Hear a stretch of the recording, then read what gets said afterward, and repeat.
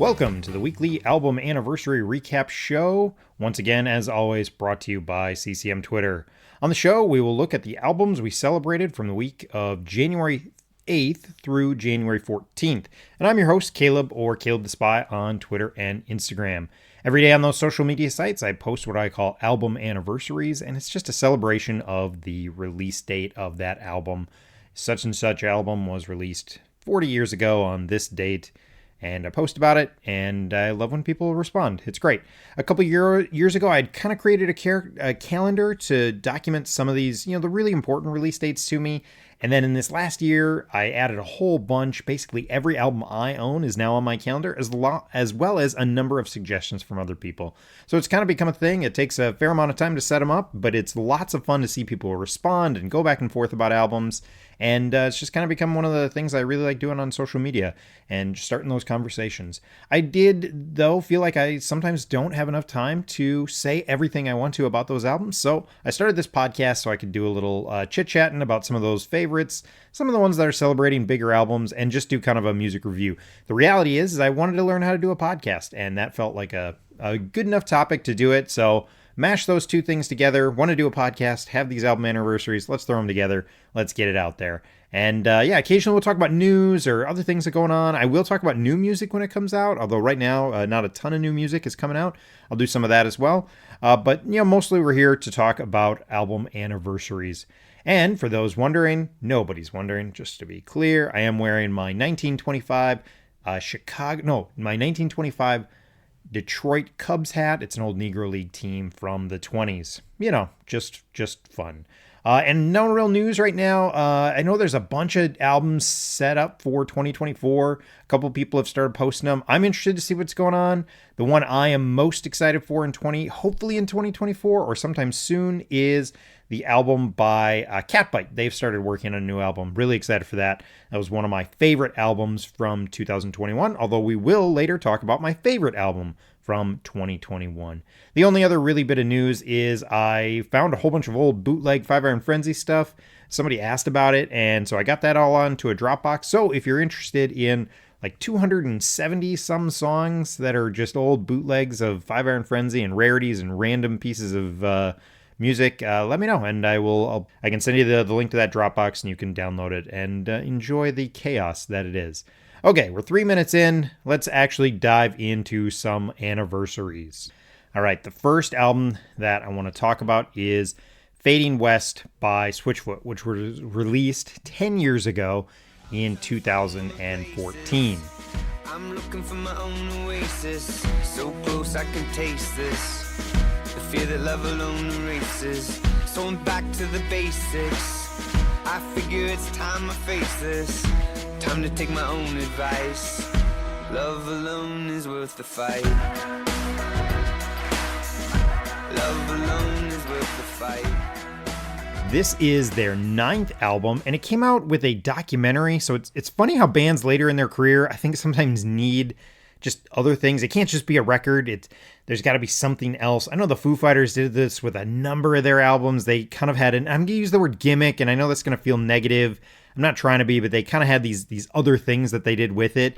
I think they had like 4 records in a row. So it's interesting to see kind of some of these albums later in a band's career kind of doing that. And this is probably when they were trying to switch over. I don't know if this was actually independent. I think it wasn't. I think this was still on their record, the record label they had been on, because I think they tried to I think they have their own record label now. And if I'm wrong on that, I apologize. But this was, I think, still on their old record label. And I came out with a documentary as well around that time. So that's kind of the briefest history of it. Some of my quick thoughts. I will say, I think Love Alone is worth the fight, is good. And Back to the Beginning is a really solid closing track. And they still know how to put together these, catchy hooks and these real well put together songs. I will say this is a very good example of why later Switchfoot doesn't work for me as much as early Switchfoot. And it's not anything they're doing differently than they were doing early on, but I will say their lyrics are so ambiguous and often generic that they end up just sounding often a little cliche. And I know this is gonna hurt some people. I'm not trying to do that, but this is why I don't feel like I connect to their later albums. Every song, just because they don't want to be, I think as far as I can tell, they're all still people who would call themselves Christians, but they don't get specific about some of those things. And so many of their songs just feel like these cliches over and over again. And I know, I'm sorry, this is not what people want to hear, but love is good, being lost is bad, coming alive is good, we're on fire, my soul's on fire, slipping away is bad. I mean, it's just kind of these overarching themes, and those are just some of the ones I heard on this album, that they don't really say anything specific, and so you just get these kind of, again, these are really, really catchy songs, but just it's over and over again. And after album after album after album, I do feel like it just kind of, I want to hear more. I don't want to hear just these cliches over and over again. And yeah, they're still well written, they're still put together well, but it just doesn't drive me. It doesn't get me super amped, and I just feel a little, I don't know, underwhelmed by it. And I know that, some people didn't like another album we're going to talk about later, the most recent 5 Iron Frenzy release, that they didn't like how specific it was, and they wanted it to be more ambiguous. And so I want a little of both. I will be honest. I don't want every song to be super specific, but I want it to, I've said this before, the 90s alternative Christian music, in my opinion, was good Christian music because it was about Christian life. It wasn't praise and worship, and it wasn't necessarily just about nothing, although sometimes it was just about nothing. See Banana Man. But it was about Christian life at times, and I thought that was really the peak and the pinnacle where you did those two things well. Sometimes you were really specific, sometimes you were a little generic. That was okay. And Switchfoot just seems to always be on that generic side, and I think it's a conscious choice. I think they're doing what they should be doing. I'm not saying they shouldn't do it. I'm saying why it doesn't connect with me. And maybe this works, but it just feels like it's the same lyrical content for about 8 albums now, and it just doesn't do it for me. And again, wonderfully catchy, really well done. Nothing on it captivates me enough to bring me deeper is how I would say it. So like a lot of their later albums, I think it's okay, but by the second half of this album, I end up being just a little bit bored. So that's my take on Switchfoot, Fading West, which came out 10 years ago. I'm so sorry if I upset anybody. All right, let's talk about 1999's Stupidville, right? Yes, Stupidville by Zippy Josh and the Ragtag Band.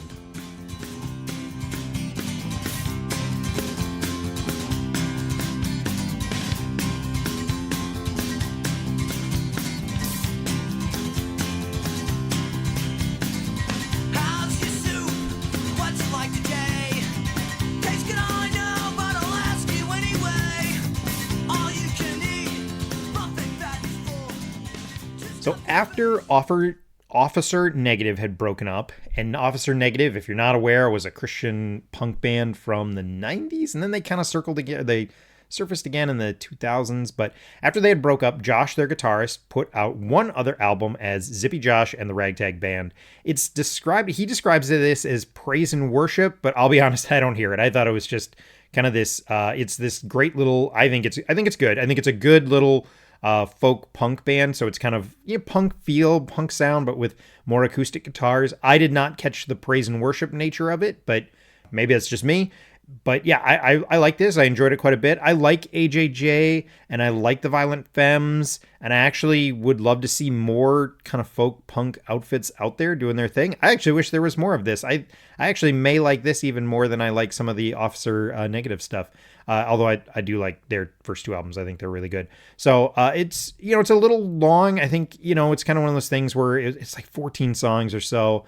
It's probably one of those things where he had thought he had one chance, so you throw everything on the table and see what sticks. And so it's a little long. I'd like it to be shrunk down a little, but yeah, you should go check it out. You can get it for like $1 on Bandcamp. Again, Stupidville, I believe. Yeah, Stupidville by Zippy Josh and the Ragtag Band. You can actually get a ton by that record label, a ton of albums. I think you get their entire discography for like $6-7. It's a great deal.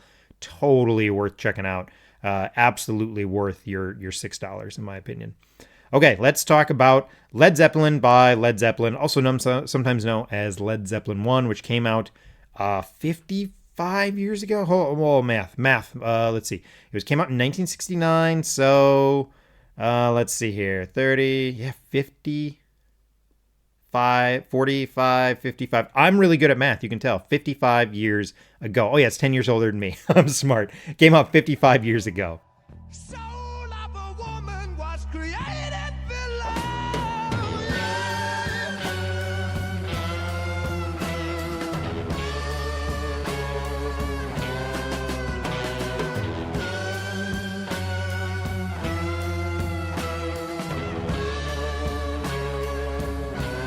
You hurt and abused, telling all of your lies.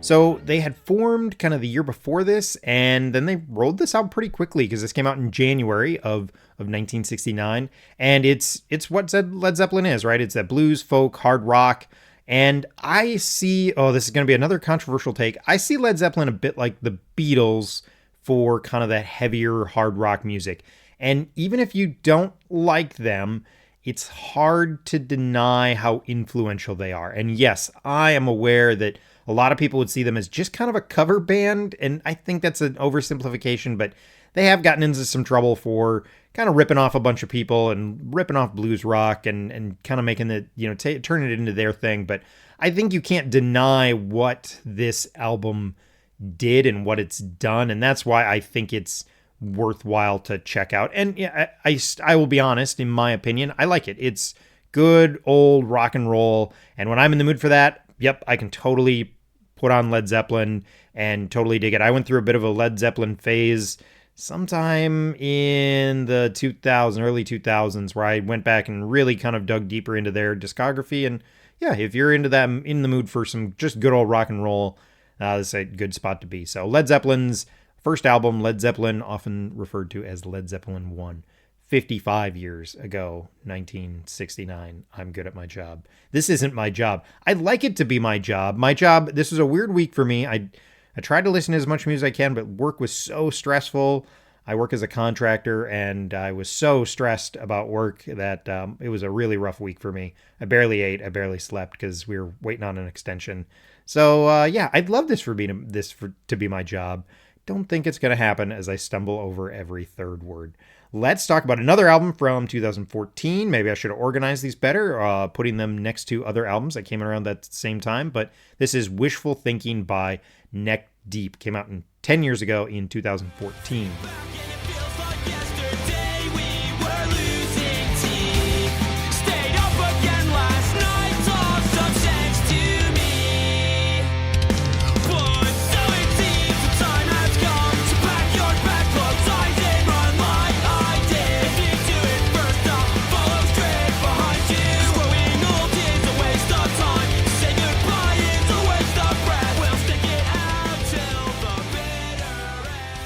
All right, so Neck Deep, if you don't know, is I think they're Welsh. They're a Welsh pop punk band, and this is their debut album. Their sophomore album is absolutely fantastic. It's on my top 150 list. I don't know where, but it absolutely is. And they're putting out a new album really soon. I think it's in another week. So new album coming from Neck Deep. They've gone through a number of lineup changes, but I think there's 2 or 3 of them that are still kind of that same core group. Maybe even 4, but they have gone through a number of changes over the last couple of years. But I'm excited for their new album. Some quick thoughts on this one. Look, they make the joke that they're bad generic pop punk, and that's what this is. It's pretty generic. It's pretty basic pop punk, but I totally dig it. And this album, I really like this album. It's not as good as their sophomore release, but I think this might be better than some of their later stuff. Their later stuff, I don't love because I feel like they really have gone heavy on some of the pop ballads. And this really strays away from that. The final song is more of a slow down song, but it's only one song. The rest of it is kind of driving pop punk stuff. I mean, it's very poppy, very, very, very poppy.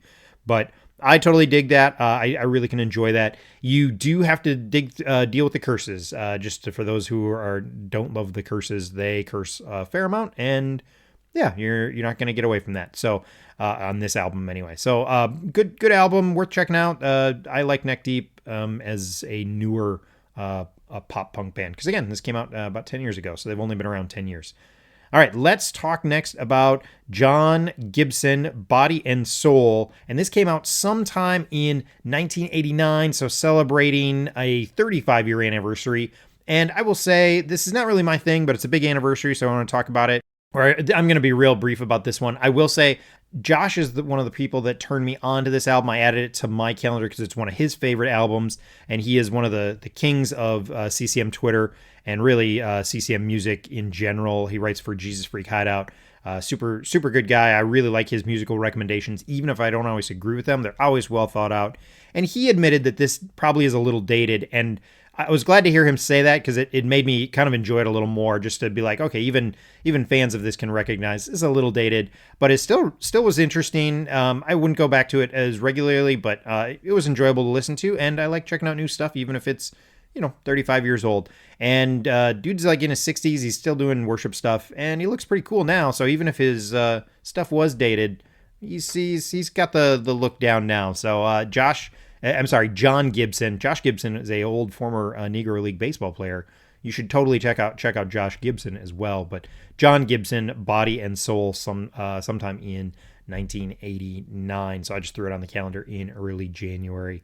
All right, let's talk about one that actually did have a release date in early January, which is it's just so funny to me. But this is Yellow Submarine by the Beatles, released in 1969, so also celebrating a 55-year anniversary.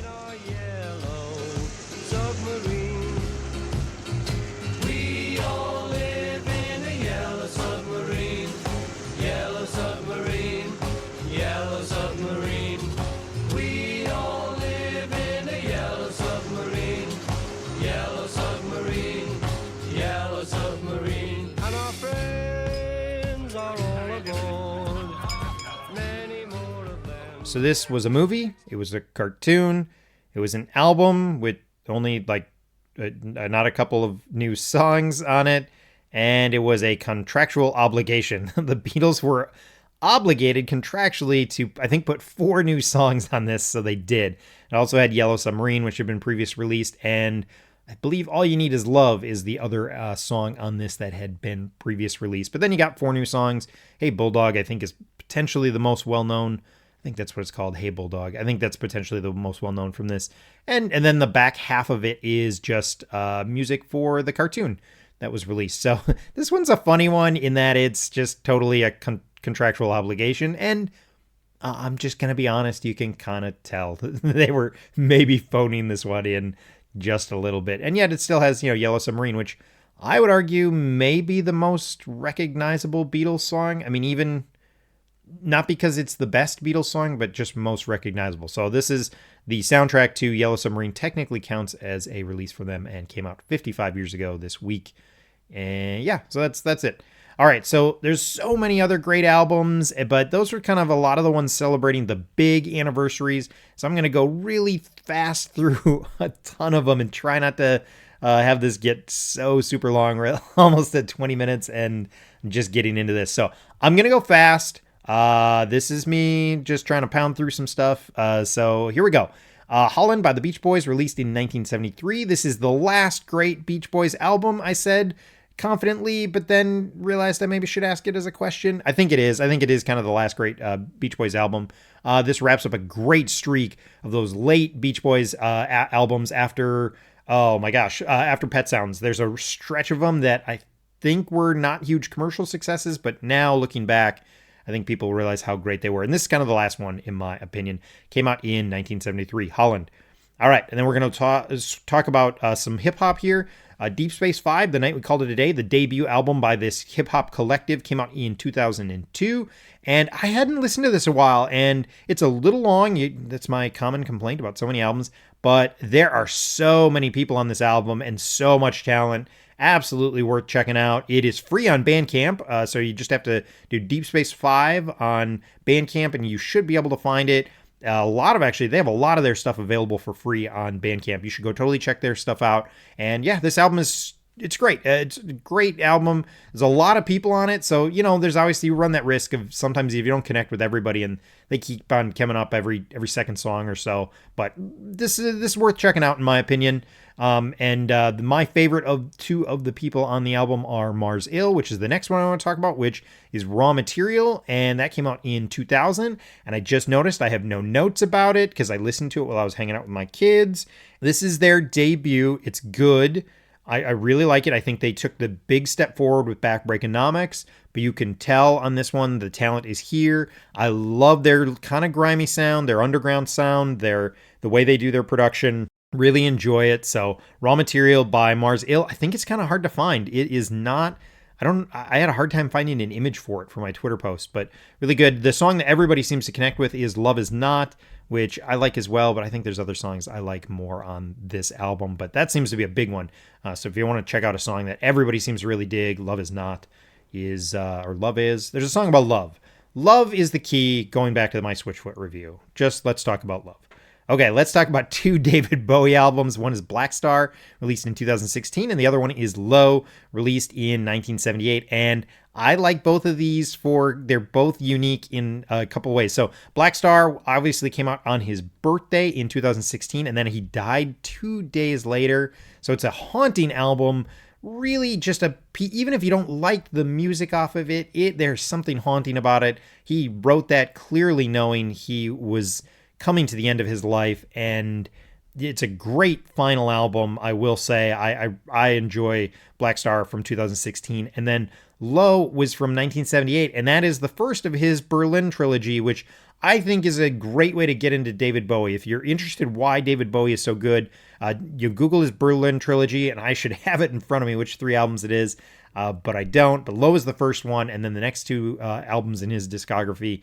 It's a great way to kind of because he's got so many albums. It's a great way to kind of get into David Bowie and kind of take a deeper dive into it without having to bite off more than you can chew. So that Berlin trilogy, really good, and Low is the first one on that. Let's talk about Starflyer 59. I'm going to mess up the title. I Am a CEO, I think is how you're supposed to say it. It's all capitalized and it's all like one word. So it's IAMACEO. I think that's what it's supposed to be. 2012. This was crowd-funded, as I believe, and there's 2 release dates for this. He released it digitally in December, and then it came out physically in January. I will probably, from this point on, talk about the digital release. I guess I don't know. I think I moved it on my calendar, so it might come up again in December, because December is even more shallow than my January calendar. This is really solid. I like it. I'm not a huge Starflyer 59 person, but I really like this, and I think this was a really personal album for him, so that's worth checking out for sure. So I Am a CEO is my best attempt at it. Tell me if I got it wrong. Let's talk about Rich Mullins, The World as Best I Remember It, Volume 1 and Volume 2. Volume 1 came out in 1991, and then Volume 2 came out in 1992. I do not know the release dates for these, so I just put them on the calendar sometime in January. And this, I think Eric had turned me on to these. I think at least one of these is on both of them are on his favorite albums list. And then Volume 1 is on the greatest CCM albums of all time list that CCM Magazine put out. And sorry, I leaned in close to my microphone. If that was too loud, I apologize. And I don't know, for me, when I listen to these 2 albums, this feels a bit like the foundation of CCM in the 90s. I don't know why I felt that way listening to it, but I really felt like this just kind of sets a tone for the 90s in CCM music. And yeah, that was kind of my thoughts on it. Really enjoyed listening to both of those albums on the day they came out. I think I actually listened to them the day before. That is totally irrelevant to this conversation. I enjoyed listening to them. Okay, so let's flip up to the other side. And I didn't write down the date. Good job, me. But Give Us Rest by David Crowder. Well, this was their last album, and it's 101 minutes, which is way too long, even though it's pretty good. And, I think the reality is David Crowder Band had run its course. And, yeah, this is still... I wish they were still going on. I'll be honest, I think this is still better than anything David Crowder is doing today. But that is neither here nor there. And yeah, 101 minutes, super long. But the David Crowder Band has always been something that's interested me. I opened my water bottle while I was talking, and now I clunked it together, and I'm sure my mic picked it up. This is going to be really quality listening. Who wants to listen to me talk about everything my microphone might pick out? I think that's really good. I had books fall over when I started recording. I cut that out. So you didn't hear that because I'm sitting in a room with a whole bunch of books around me. And my Watchmen comic fell over onto some action figures. This is turning into a total train wreck. If you get to this part in the show, tweet me. Train wreck. Caleb, you're talking about your books falling over. All right, let's talk about Joyce Manor's self-titled release in 2013. They're a punk rock outfit. This was on Asian Man Records. They've gone on to be, I think, a bigger band. I mean, they're not huge, but they've kind of, I think they're kind of indie darlings of the punk rock scene. I think they get some play in Pitchfork. Their albums usually get picked up and reviewed by them. This was their debut. It's 10 songs. It's under 20 minutes. That's so punk rock, man. I like it. It's pretty good. Joyce Manor is, I enjoy them. Nothing amazing to me, but I do enjoy listening to them. And, it's 20 minutes. What's it going to hurt? It's, you have a cup of coffee, listen to this album, go about your day. All right, let's talk about 2010's Contra by Vampire Weekend. And man, this is just so New York indie pop. This is it. This is being a hipster. This is as close as I get to being a hipster, and I like it. It's another one that I'm not going to go back to a bunch, but it's catchy. You can tell they're talented, and it's worth mentioning because I think for a lot of people, it kind of defines that 2010s hipster indie sound. I think that's what this is known for. It's also known for the cover that ended in a lawsuit. I think they got sued over the cover because they used the picture, and she was not happy about it. It's a picture from like super long ago. All right, this is really riveting stuff. Amazing Grace by Justin McRoberts came out in 2010. This one was a fun one because my version of this is 5 songs. It's Amazing Grace. It's the three acoustic versions of songs from his previous album, and then one new song, I believe. And at least one person was like, what are you talking about? This is just one song. So I have a 5-song EP. It's listed as a 5-song EP on his Wikipedia page. He saw those tweets and liked them, but didn't feel the need to jump in and clarify for us. So Justin, help us out. What was this? I think it's possible I got this off Noise Trade before Noise Trade imploded. And so maybe that's what I got. But right now, if you want to listen to this, you can't actually. You can only get the song Amazing Grace, which is still totally worth it. His version is fun. That came out in 2007. I don't know anything more than that. Good history on this one, but I love Justin McRoberts. I'm going to mention him on the show. Just like this next artist, Elvis Costello, Life. I have in my notes, Life at Highway High, Hollywood High. That is not right at all. It's Live at Hollywood High. And this came out in 2010, but it was actually recorded back in like 1978, and it's really good. It's an enjoyable listen. It's not as good as, I'm gonna mess up the title, Live at the Macambo, where he is clearly intoxicated through half of it, and that one just feels really kind of like a watch me play loud and just power through this. But this is still good. It's a good collection of old songs from 1978. And I love Elvis Costello, and listening to his live stuff was really good. Okay, I have 4 more, and I know this is getting long, but I'm going to push through it. Pulses by Fast Feeling in 2017. And this is a 5 Iron Frenzy spinoff. You're going to hear me talk about these. And this is good. It's enjoyable. Musically, it's great. I would actually love to see them put out an instrumental version of this album, because I am going to just mention the vocals. Leonore from 5 Iron Frenzy, she plays saxophone, and then she did the vocals for them. And she has admitted on a podcast that they did a lot of enhancement in a computer on her vocals, that they feel like she could definitely get to a spot where she is leading a band vocally, but it would probably have taken more time. And so instead, they did a lot of manipulation, and it does, I think, bring down the volume of her vocals. They sometimes get hidden a little bit in some of the tracks. That's my opinion, and I am not a musical genius, and really, so that could be way off. But she said that on the Bad Sheep podcast, that they did do a lot of manipulation, and I think that does impact the sound. There are times where it's a little hard to make out the lyrics, and I think she writes really, really good lyrics. So I would be interested to see if they ever had more time for her to really develop her vocal chops, and they could bring her up a little higher in the mix. I think it'd be really great, because musically this is really fun. I have it on vinyl, and it's really enjoyable. It's a really enjoyable listen. I don't think a ton of people knew about it. The other, I should say, I'm mentioning all the 5 Iron Frenzy connections. The lead guy, Matt Langstrom from 1170, who I had never heard, honestly, before this, but they're kind of another pop, kind of an alt pop band. He does a lot of the instrumentation on here with Scott Kerr from Five Iron Frenzy. So that came out in 2017. Definitely worth checking out. Absolutely worth checking out if you haven't before. Okay, down to 3 albums, and this is probably where I should have made the break. I probably should have talked about. I have 3 albums left because all 3 of these are on my top 150 albums list. And I'm going to count right down. I didn't mean to do that, but here we go. 3 Cheers for Disappointment by the Arrogant Sons of Bitches. Sorry for the curses. Came out in 2016. This is a ska punk album when ska punk was totally dead. This is 2006. It is the Doldrums. There's nobody doing this. And here's Jeff Rosenstock doing his thing. And this is very raw. It's very Jeff. It's very intense. It's a little bit chaos. And I really love this album. It is 144 on my top 150 albums list. I have it on vinyl. It's really great. I'm going to forget the kind of the big song off this one. It's not a big song because this was never a hit, but it's still a song to this day that I can just really get jazzed about. I'm going to look it up. So you're going to, you'll hear me typing. No, you won't. I'm going to edit it all out.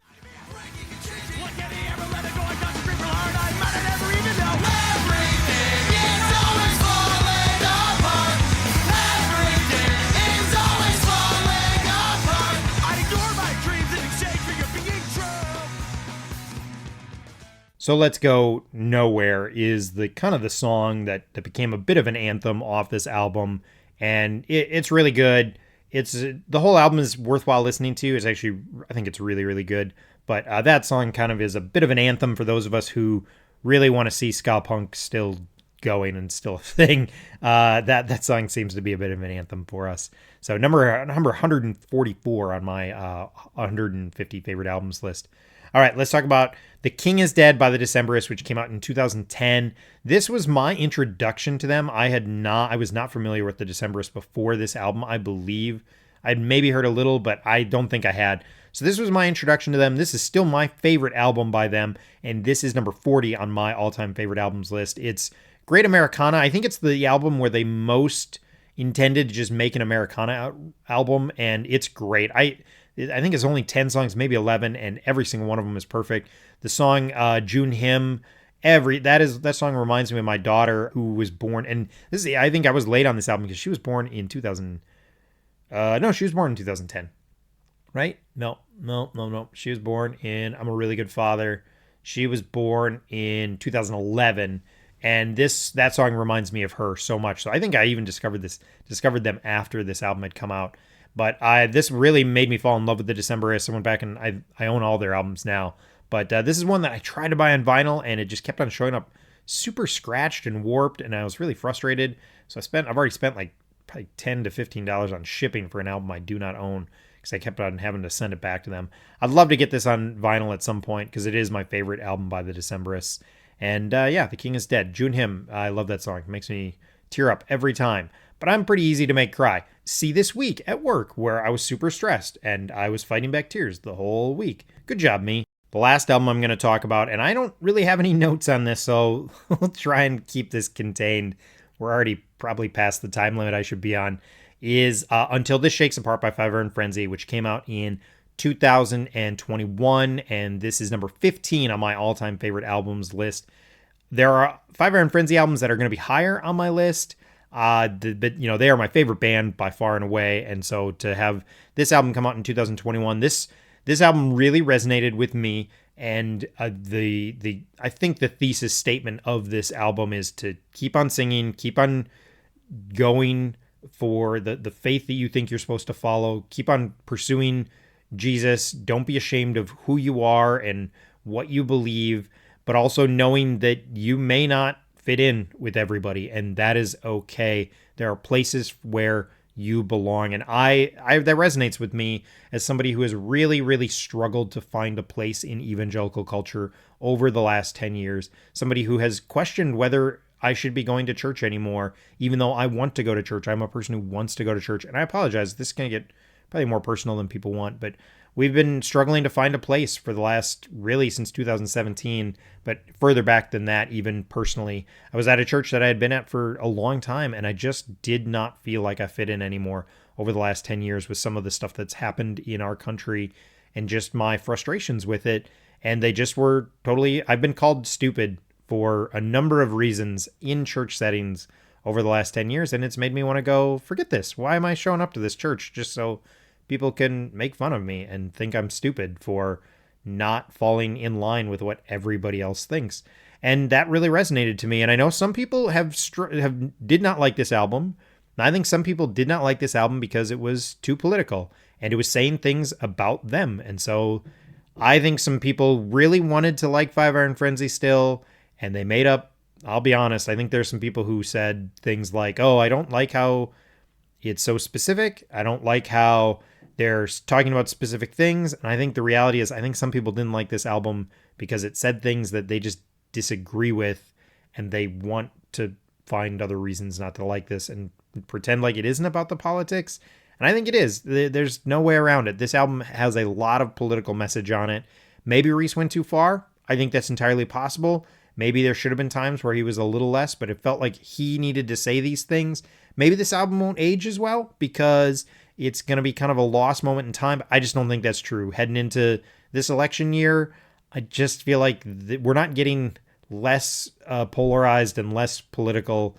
It's getting more. So I'm probably exposing a little bit of my political bent on this. I definitely side more with Five Iron on this, this resonated with me. A lot of the things they said, not every last thing, but a lot of the things they said on this album really resonated with me for sure. And I was just even kind of happy to hear people who still would say they are Christians say some of these things. And I know some people would say they're not Christians because they do say those things. Whatever. I don't really care. Musically, I think this is a really good album. I think it's one of their best. I think it's up there with Engine of a Million Plots. Engine of a Million Plots may be a little bit more, but I actually like how they dip back into the ska stuff a little bit more on this one. Not a ton, I will be honest. It's still very much rock with horns. But, songs like So We Sing, I still can totally jam out to. And I really think the last four songs on this album, While Supplies Last, Wildcat, Like Something I Missed, and Herfano. I don't know how to say that.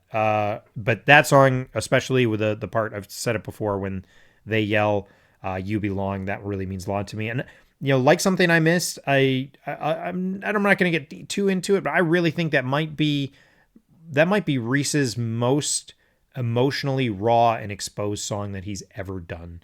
And I really appreciate it. Even if I know some people, you can figure out what the story is. If you Google the lyrics, there's at least one website that there's somebody who's made a note about what those lyrics are talking about. And I do think it's, potentially one of his most emotionally exposed songs. And I know this album is not silly. It's not as silly as people wanted, but with everything that Reese was going through personally, I think it makes sense. And I'm all for bands. Bands got a band. They got to do what they're going to do.